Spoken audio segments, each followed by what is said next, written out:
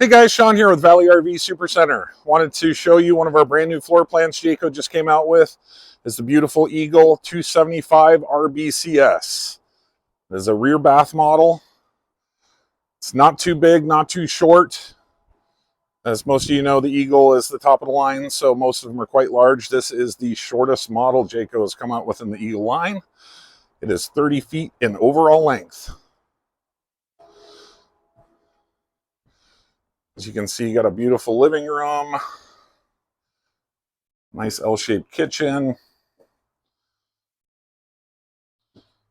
bedroom up in the front with a huge window up there with the shade.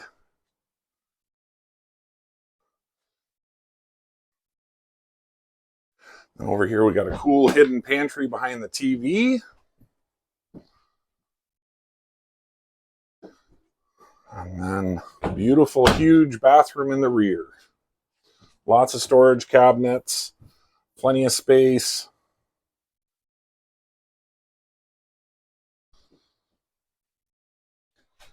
And if you'd like to come and see it in person, come on down, ask for me. My name is Sean.